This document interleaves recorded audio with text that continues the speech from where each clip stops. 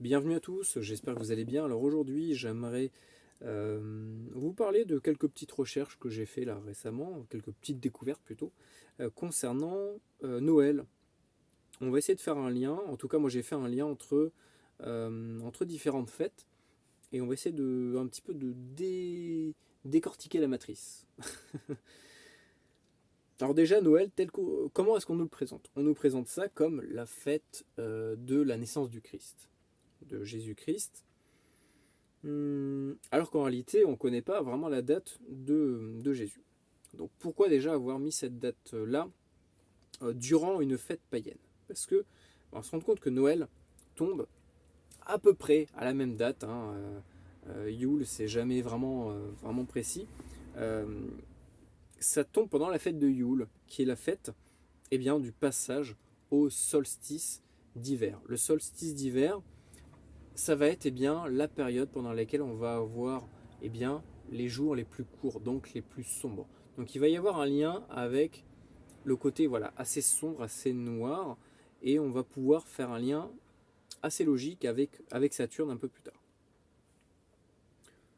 Donc déjà, première question, pourquoi avoir mis Noël, le jour de la naissance du Christ, un jour qui représente justement le mal en fait, puisqu'on peut, on le fera plus tard, mais on pourra faire des liens entre Saturne, Satan, Chétan et plein d'autres noms, qui en réalité sont à peu près les mêmes choses.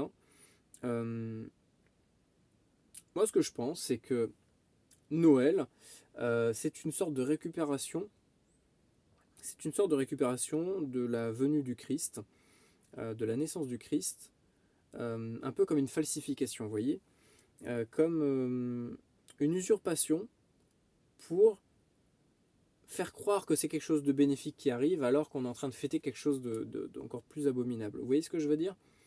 Vraiment une sorte de fraude en fait, tout simplement. On vous fait croire que le gâteau est au chocolat, sauf qu'en fait il est enrobé de chocolat, mais qu'à l'intérieur, c'est pas du chocolat, ça a la même couleur, mais c'est pas du chocolat.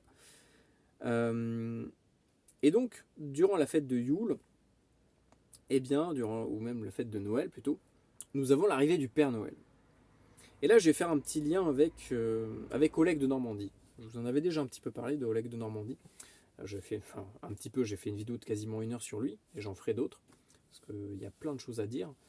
Et donc, d'après lui, le Père Noël, ce ne serait autre qu'Odin, le dieu Odin, euh, qui est d'ailleurs le dieu du déguisement. Le dieu qui a plein de facettes différentes, qui a plein de visages différents. Il aime bien se déguiser, donc retenez bien ça, ça va être important pour la suite. Et donc, d'après lui, c'est Odin qui vient sur son cheval, son cheval à 8 pattes, Sleipnir, qui est représenté, on va dire symboliquement, par les reines qui ont, je crois qu'ils sont tirés par 8 reines ou 4 reines, ou 2 reines, je sais plus, il y a un truc, je sais plus ce qu'il disait exactement, mais il y avait un lien avec le nombre de pattes qui faisait qu'en fait, on avait, ça représentait en fait symboliquement, Sleipnir. Et donc c'est Odin qui chevauche Sleipnir et qui traverse le temps, qui traverse les âges pour nous apporter la connaissance. Retenez bien ça, il nous apporte la connaissance et il y a une autre personne, je ne sais pas comment on peut dire, il y a quelqu'un d'autre qui vient aussi nous apporter la connaissance, et qui en réalité pas très bonne. Donc, Noël, décembre, c'est la période la plus sombre. Mais c'est également il y a également une autre fête, donc c'est-à-dire qu'on a Noël, on a Yule qui tombe en même temps. Donc tout ça c'est calé sur le solstice d'hiver, donc le passage au, au mois les plus sombres. Donc on comprend qu'il y a toujours ce truc sombre, mais il y a une autre fête qui tombe au même moment, et ce sont les Saturnales. Et d'ailleurs, c'est marrant parce que juste avant Noël, je crois que c'est à partir du 21, on passe en fait à la période de Saturne. Donc il y a vraiment un lien, vous voyez, entre tout ça, et je pense que la date de Noël n'a pas été choisie au hasard. Une autre chose un coup j'ai fait tilt là-dessus. C'était, je sais plus, il y avait une vidéo qui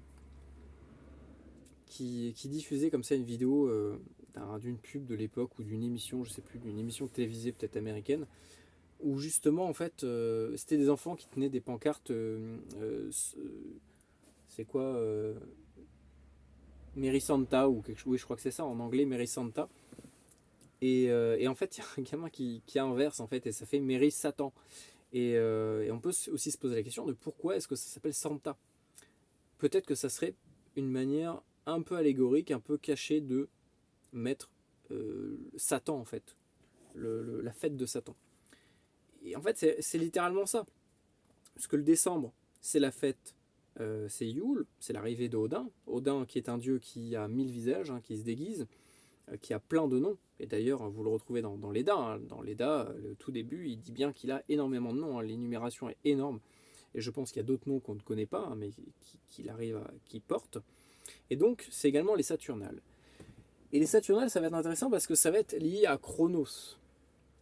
Ça va être lié à Chronos, ça va être lié à pas mal de dieux en fait qui ont en fait ces différentes facettes. Dionysos, vous voyez tout le tas, enfin ces dieux-là, en fait c'est plus ou moins différentes facettes du même dieu. Et en fait, on se rend compte que tous ces dieux-là ont une particularité, c'est qu'ils sont ils sont un dieu. C'est bizarre de dire ça. Ils sont un dieu à différents visages. Mais en fait, en réalité, c'est toujours le même qui est caché derrière. Suivez mon regard. Et donc, à partir de là, on peut déjà commencer à faire le lien entre notre Noël que nous fêtons en pensant que nous fêtons eh bien, l'arrivée du Christ. D'ailleurs, moi, je ne fête pas l'arrivée du Christ à Noël. On ne connaît pas la vraie date de l'arrivée du Christ. Donc, comment est-ce qu'on peut dire que ça tombe cette date-là? Et pourquoi est-ce que ça tomberait durant une Saturnale? C'est bizarre. Vous voyez, en fait, c'est pas cohérent. C'est clairement pas cohérent. Donc, on peut faire lien entre Saturnale, entre notre mairie Santa, pardon, et le Yule. Qu'est-ce que je peux dire de plus? Voilà, c'était juste pour vous parler de ça. C'est un truc que j'ai percuté il y a pas très longtemps. Et en fait, bah, ça paraît plus cohérent maintenant. Et donc les Saturnales, Saturne, on verra vraiment qu'est-ce que le culte de Saturne. Et on va voir qu'en fait, bah, derrière, c'est Satan. Pourquoi est-ce qu'il s'appelle Satan? Bah, c'est les mêmes lettres en fait. S-A-T.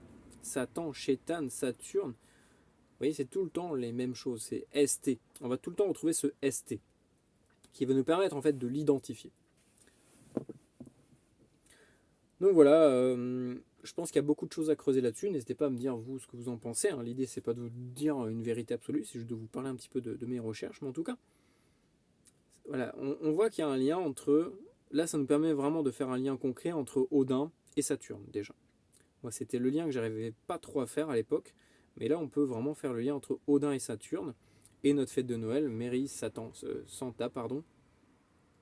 Et voilà.